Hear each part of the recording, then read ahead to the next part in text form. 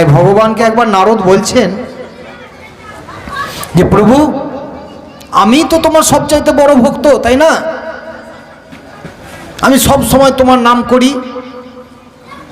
তখন ভগবান বলছেন, নারদ, তোমার চাইতেও তো বড় ভক্ত আছে। নারদ বলছে, এটা কেমন বলছেন প্রভু? হ্যাঁ, তুমি এই এক বাটি তেল দিচ্ছি, এটা নিয়ে যাও। তেল, এক বাটি তেল, এটা নাও। এই তেলটা একটু ফেলবে না কোনো জায়গায়। তুমি একজন কৃষক আছে মর্তে, গ্রামের নাম জায়গার নাম সব বলে দিলেন যে ওই বাড়িতে চলে যাবে, কৃষকের বাড়িতে, কিন্তু ওখানে তেলটা দিয়ে দেবে নিয়ে গিয়ে, আর ওখান থেকে দেখে আসবে কৃষকটা কি করে। চলে গেছেন, একটুও তেল পড়েনি, তেলটা দিয়েছেন।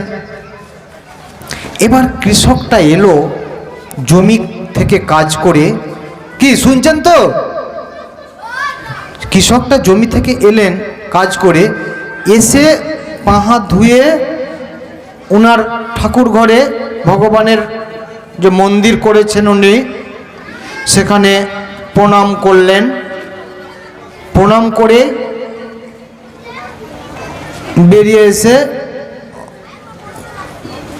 খাবার খেতে বসলেন। খাবার খেয়ে হরে কৃষ্ণ নাম, হরি বল নাম করলেন, করে শুয়ে গেলেন। নারদ দেখে নিলেন এগুলো। দেখার পর চলে আসছেন। চলে এসে ভগবানকে বলছেন যে প্রভু, কেমন করে ও আমার চাইতে বড় ভক্ত? আমি তো সব সময় তোমার নাম করি, আর ও তো একবার এসে প্রণাম করলো, দিয়ে খেতে বসে গেল, দিয়ে আবার শুলো, তখন একটু নাম করলো, দিয়ে শুয়ে গেল। তা আমি আর কথা বলবো কি ওর সঙ্গে? আমি চলে এলাম, ও তো ঘুমিয়েই গেল। এটা কেমন করে ভক্ত? ভগবান বলছেন, দেখো, তোমাকে যে আমি তেল দিয়ে পাঠিয়েছিলাম, ওই তেলটা কি পড়েছে? যে না প্রভু, এক ফোঁটাও তেল পড়েনি। ও, এক ফোঁটাও তেল পড়েনি, তার মানে তুমি সমস্ত সময়টা ওই তেলের দিকে দিয়ে দিয়েছ। তুমি কখন আমাকে ডাকলে? আর ওই ভক্তটা সারাদিন কর্ম করেছে, দিয়ে একবার যে ডেকেছে, ওটাই অন্তর দিয়ে ডেকেছে, কোনো দিকে মন ছিল না ওর। এটাই হচ্ছে ও সবচাইতে বড় ভক্ত। তাই বলছে যে শুদ্ধ ভক্ত মুখে এক নামে যত পাপ হরণ হয়, পাপীর সাধ্য নাই তত পাপ করে। তাই মায়েরা, বাবা যারা আছেন আপনারা, আপনাদের প্রত্যেককেই আমি বলছি, দেখুন, সময় বেশি নেই, জন্ম হয়ে গেছে, এবার কিন্তু মৃত্যু হবে। বলিনি যে মৃত্যুর পর আমার দেহটা কোথায় যাবে, সেটাই তত্ত্ব এতক্ষণ ধরে চলছে। যদি আমরা একনিষ্ঠভাবে ভগবানের সেবা পুজোয় না আসি, তবে আমাদের মৃত্যুর পর আমাদের নরক গমন হবে। 28টা নরক আছে, কোন নরকে আমরাকে চলে যেতে হবে। তাই বলছে, যদিও তুমি করো কোটি কল্প নাম সংকীর্তন, তথাপি তোমার হইবে নরকে গমন। কত বড় দুঃখের কথা বলুন। আপনি এত ভালো, আপনার এত বুদ্ধি, আপনার এত ধন সম্পত্তি, আপনার এত ছেলে মেয়ে বন্ধু বান্ধব, আর এত কিছু থাকা সত্ত্বেও আপনার এত বড় বড় ডিগ্রি,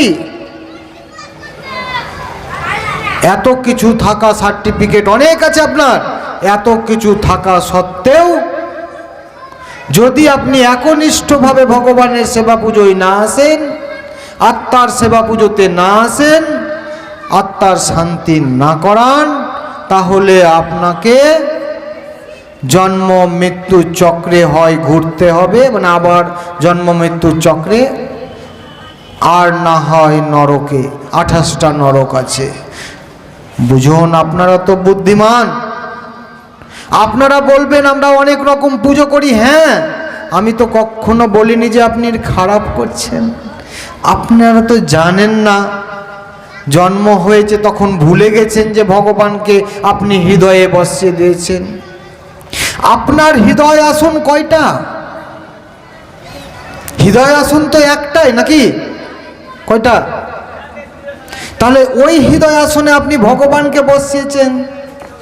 আবার যদি আপনি অন্য কাউকে বসান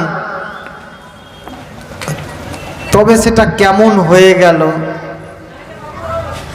আপনি তো বুদ্ধিমান, আপনি তো শিক্ষিত। শাস্ত্র শিক্ষা যদি আপনার না থাকে তবে আপনি ধর্ম কি করে করবেন? ধর্ম কাকে বলে বলুন, কাকে ধর্ম বলে? আমরা শ্রেষ্ঠ মানব জীবন জন্ম নামে এসেছি, জীবের মধ্যে শ্রেষ্ঠ। তাহলে আমরা যদি সুন্দরভাবে বেঁচে থাকি, আমাদের আত্মা যদি শান্তি পায়, আমরা যদি অপরের প্রতি হিংসা না করি, অপরকে ঠকাবার চেষ্টা না করি, অপরকে হত্যা না করি, মানে জীব হত্যা না করি,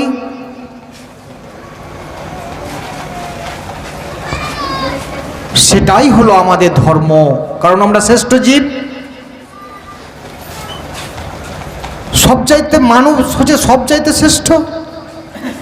তাহলে সবার উপরে সত্য কোনটা? সত্য যদি আমরা সমস্ত জীবকে ভালোবাসি,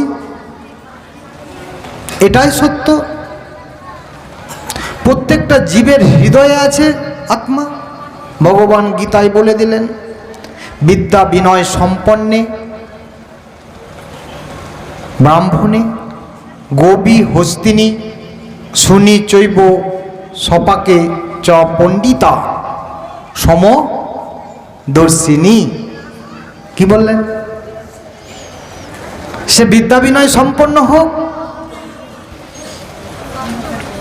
সে জ্ঞানী ব্যক্তি হন, ব্রাহ্মণ হন, বৈষ্ণব হন, কুকুর, হাতি, গরু মানে গাভী, যাই হোক, যে কোনো জীব, প্রত্যেকের হৃদয়ে ভগবান আত্মা নাম নিয়ে বসবাস করছেন। তাই প্রত্যেক জীবকে সমদর্শিন মানে প্রত্যেক জীবকে সমান চোখে দেখা, এটাই হচ্ছে ধর্ম। আমরা কোন ধর্মের মানুষ গো? মায়েরা বলুন, বাবারাকে বলতে দেবো না, আপনারা বলুন আমরা কোন ধর্মের মানুষ? সনাতন ধর্মের। এই তো সনাতন ধর্মের মানে একটাই ধর্ম, সেটা হচ্ছে সনাতন ধর্ম। একটাই ধর্মগ্রন্থ, সেটা হচ্ছে গীতা। এবার আপনি বলবেন যে অনেক যে ধর্ম দেখছি, হ্যাঁ দেখবেন তো। আজ থেকে মাত্র 1400 বছর আগে ইসলাম ধর্ম ছিল না, মুসলিম ধর্ম ছিল না। এটা হয়েছে আজ থেকে 2000 বছর আগে। খ্রিস্টান ধর্ম ছিল না। আজ থেকে 2500 বছর আগে ইহুদি ধর্ম, শিখ ধর্ম ছিল না। ভালো করে শুনুন, আজ থেকে 3100 বছর আগে, 3200 বছর আগে, 100 বছর 200 বছর আগে জৈন ধর্ম ছিল না। বুঝা গেল? আজ থেকে 3000 বছর আগে বৌদ্ধ ধর্ম ছিল না। আজ থেকে 3200 বছর আগে জৈন ধর্ম ছিল না। আজ থেকে 3500 বছর আগে আব্রাহামিক ধর্ম ছিল না। আজ থেকে 4000 বছর আগে শিল্ট ধর্ম ছিল না। যে ধর্মগুলো তৈরি হয়েছে আমি বলে দিলাম। তাহলে আজ থেকে 4000 বছর আগে শিল্ট ধর্ম ছিল না, তাহলে আজ থেকে 4000 বছর আগে শিল্ট ধর্ম, তারপরে শিল্ট ধর্ম তৈরি হয়েছে। তাহলে প্রথম ধর্ম কোন ধর্ম হলো? শিল্ট ধর্ম। তারপরে কোন ধর্ম হয়েছে? আব্রাহামিক ধর্ম। তারপরে কোন ধর্ম হয়েছে? জৈন ধর্ম। তারপরে কোন ধর্ম হলো? বৌদ্ধ ধর্ম। তারপরে কোন ধর্ম হলো? একটা একটা বলুন। শিখ ধর্ম, ইহুদি ধর্ম। তারপরে কোন ধর্ম হলো? খ্রিস্টান ধর্ম। তারপরে শেষে সবশেষে কোন ধর্ম তৈরি হলো? ইসলাম ধর্ম। বোঝা গেল? তাহলে তার আগে আজ থেকে 5500 বছর আগে যখন কুরুক্ষেত্রের যুদ্ধ হয়েছিল,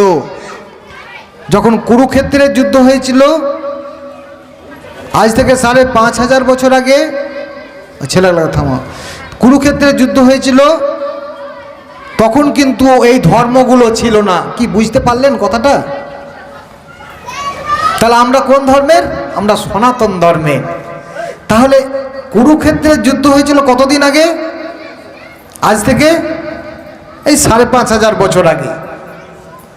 তাহলে তখন কোনো ধর্ম ছিল না, শুধুমাত্র সনাতন ধর্মটাই ছিল। আচ্ছা, গীতা কখন সৃষ্টি হয়েছিল জানেন না? ভগবান গীতাতেই বলেছেন, ইমম বিবস্বত যোগম প্রত্যবান অহম অব্যয়ম বিবস্বান মনোবেপ্রাহ মনোরীক্ষা কবে হো অব্রবীত। ভগবান বলছেন যে আজ থেকে কোটি কোটি বছর আগে আমি এই গীতা তত্ত্ব সর্বপ্রথম বলেছিলাম সূর্যদেবকে। সর্বপ্রথম কাকে বলেছিলেন? সূর্যদেবকে, বিবস্বানকে, মানে সূর্যদেবকে। সূর্যদেব তার পুত্র মনুকে বলেছিলেন, মনু তার পুত্র ইক্ষ্বাকুকে বলেছিলেন। এই পুরো ঘটনাটাই ঘটছিল কিন্তু মৌখিকভাবে, মানে মুখে মুখে, লিখিতভাবে নয়। বুঝেছেন? সেটা কতদিন আগে? আজ থেকে 20,05,000 বছর আগে মনু তার পুত্র ইক্ষ্বাকুকে বলেছিলেন। আজ থেকে 20,05,000 বছর আগে। বোঝা গেল? তারও আগে কোটি কোটি বছর আগে ভগবান বলেছিলেন এই গীতা। তাহলে গীতাটা কতদিনের আগেকার বুঝুন। কিন্তু ব্যাপারটা ছিল মৌখিক, মুখে মুখে। ইক্ষ্বাকু আজ থেকে ইক্ষ্বাকুকে বলেছিলেন কখন? 20,05,000 বছর আগে। বুঝুন, ইক্ষ্বাকু আর কাউকে গীতা বলেননি, সেহেতু পরম্পরা ছিন্ন হয়ে গেল। শুনলেন কথাটা?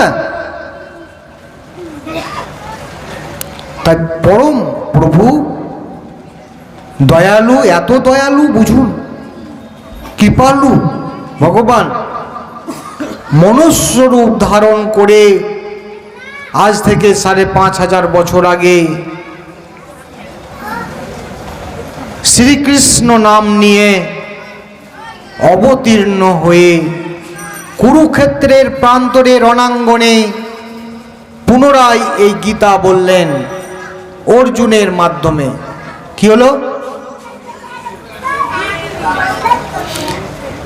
কোটি কোটি বছর আগে বলেছিলেন, সেটা কালক্রমে আসছিল 20,05,000 বছর আগে। সে তখনও চলছিল মুখে মুখে, আজ থেকে 20,05,000 বছর আগে।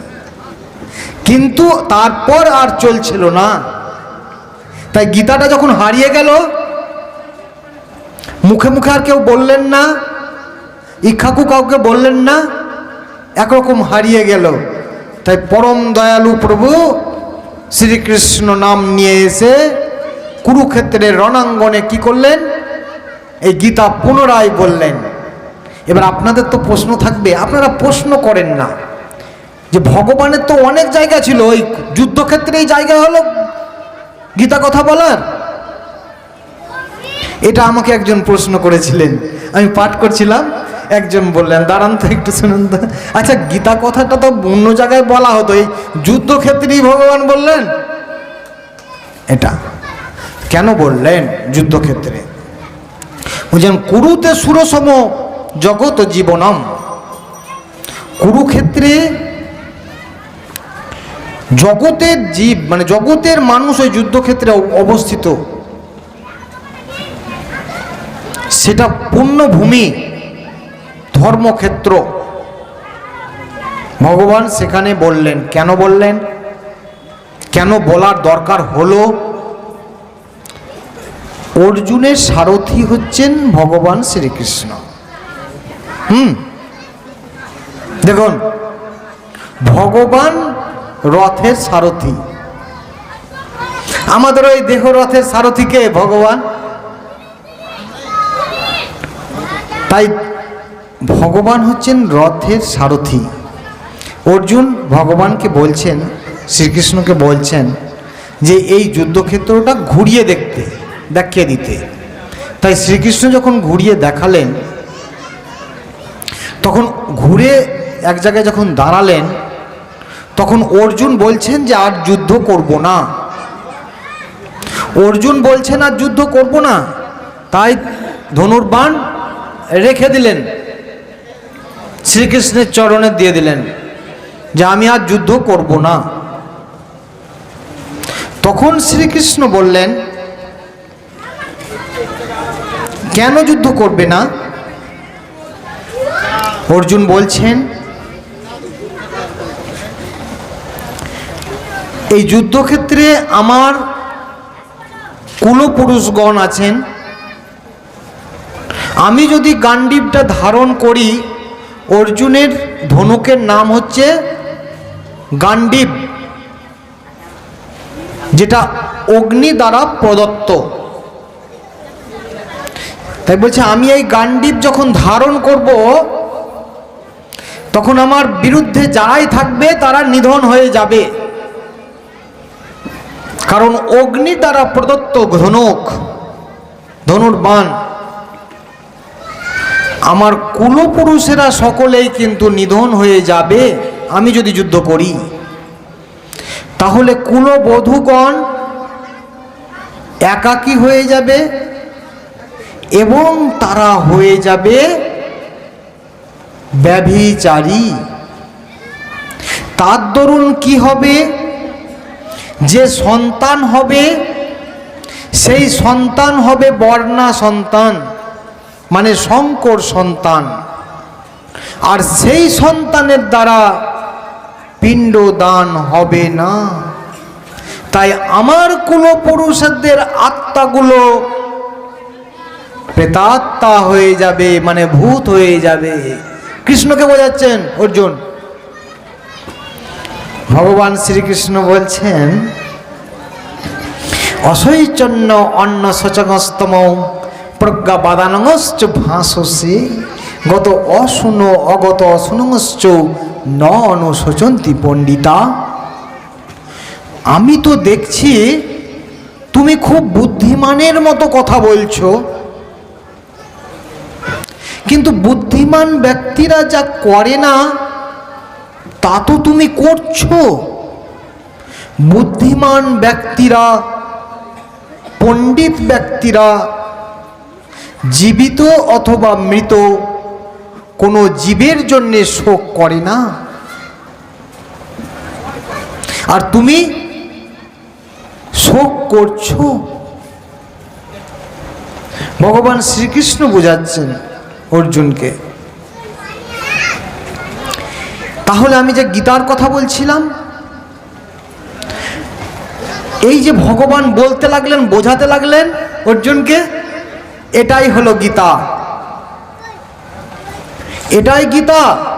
শুরু হয়ে গেছে গীতা। ওইদিকে কে শুনছেন, মানে লিখিত কিভাবে হলো তা আমি বলছি। ওইদিকে ছেলেটাকে বলে, ওইদিকে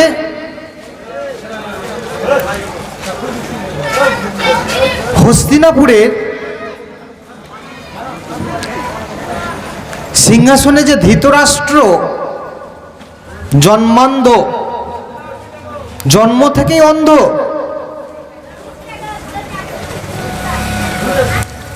কৈরবপতি,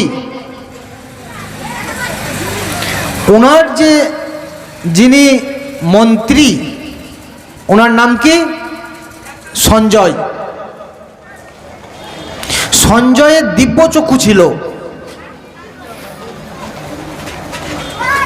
তাই সঞ্জয় সমস্তটাই দেখতে পাচ্ছিলেন এবং শুনতে পাচ্ছিলেন। হস্তিনাপুর থেকে এদিকে কুরুক্ষেত্র অনেক দূর, মনে করে রাখতে পারছিলেন। তাই সঞ্জয় কি করেছিলেন, সেগুলো ধৃতরাষ্ট্রকে বলেছিলেন, দেখতে পাচ্ছিলেন। সেই সঞ্জয়ই আবার গুরু ব্যাসদেবকে সেই সমস্ত কিছুই যেগুলো ভগবান শ্রীকৃষ্ণ অর্জুনকে বোঝাচ্ছিলেন সেটা ব্যাসদেবকে বলেছিলেন। ব্যাসদেব সেটা লিখেছিলেন সংস্কৃত ভাষায়। আজকে অভয়চরণার বৃন্দের কৃপায় বাংলা ভাষায় রূপান্তরিত হয়েছে গীতা। এই হচ্ছে গীতা। তাই গীতা কোনো সাধারণ গ্রন্থ নয়।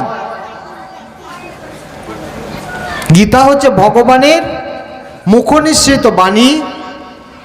শুনেছিলেন দিব্য চক্ষু, দিব্য কর্ণ, স্মরণশক্তি দিব্য ছিল সঞ্জয় তা বলেছিলেন গুরু ব্যাসদেবকে।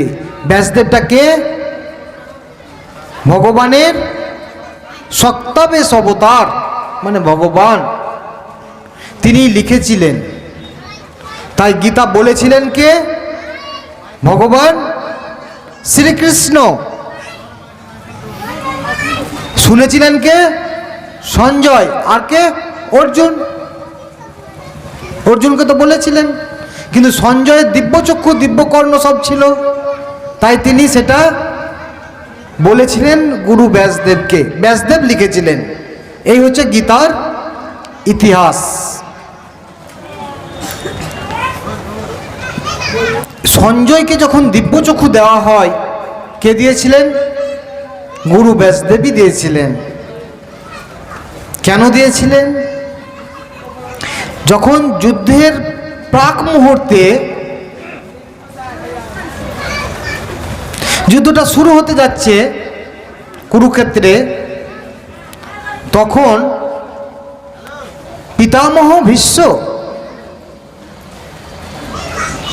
এসে ভগবান শ্রীকৃষ্ণকে বলছেন, দ্বাদশ মহাজনের মধ্যে একজন ভীষ্ম, মানে 12 জন মহাজন ছিলেন, বৈষ্ণব ছিলেন মহাজন, তার মধ্যে ভীষ্ম একজন। তো ভীষ্ম, পিতামহ ভীষ্ম এসে বলছেন ভগবান শ্রীকৃষ্ণকে, তুমিই তো ভগবান কৃষ্ণ, তুমিই তো ভগবান, তা আমি জানি। তুমি তো পারো এই যুদ্ধটা বন্ধ করে দিতে, করে দাও না এই যুদ্ধটা বন্ধ। তখন শ্রীকৃষ্ণ বলছেন, এত সময়ের পরে সব শুরু হয়ে গেছে দিয়ে, ঠিক আছে ব্যাসদেবকে ডাকুন। ব্যাসদেব এলেন। তখন ভগবান শ্রীকৃষ্ণ ব্যাসদেবকে বললেন যে ধৃতরাষ্ট্রকে বোঝাও তো যুদ্ধটা বন্ধ করার জন্যে। যে ধৃতরাষ্ট্রকে বোঝাতে গিয়েছিলেন, ধৃতরাষ্ট্র বলেছিলেন, আমার ছেলেরা আমার হাতের বাইরে চলে গেছে, তারা আর কথা শুনবে না, তাই যুদ্ধ বন্ধ করা যাবে না। তখন ব্যাসদেব রেগে গিয়ে বলেছিলেন, ঠিক আছে, তাহলে যুদ্ধ করা আপনার ইচ্ছা, আপনি রাজা, আপনার কথা শুনবে না, তার মানে যুদ্ধ করার ইচ্ছা আপনার। দেখুন আপনার সন্তানদের হাহাকার দেখুন, আর আপনার সন্তানদের দেহ থেকে যে রক্ত ঝরবে, সন্তানরা যে মাটিতে গড়াগড়ি পিটবে, এবং রক্তে গোটা যুদ্ধক্ষেত্র ভরে যাবে, তা আপনি দেখুন। তার জন্য আপনাকে আমি দিব্য চক্ষু দিচ্ছি। তখন ধৃতরাষ্ট্র বলছে, দাঁড়াও, আমাকে দিব্য চক্ষু দিও না, কারণ আমি জন্ম থেকেই অন্ধ। যদি দিব্য চক্ষু দাও আমি কি করব তা তো তুমি জানো, আমার শক্তি সম্বন্ধে কি করব তার ঠিক ঠিকানা নেই, তাই আমাকে দিও না। না, আমি দিবই দিব্য চক্ষু। তখন বললেন, ঠিক আছে, আমার মন্ত্রীকে দাও, সঞ্জয়কে দাও। তখন ব্যাসদেব সঞ্জয়কে দিব্যচক্ষু, দিব্যকর্ণ, স্মরণ শক্তি দিব্য করে দিয়েছিলেন। এই হচ্ছে ব্যাপার।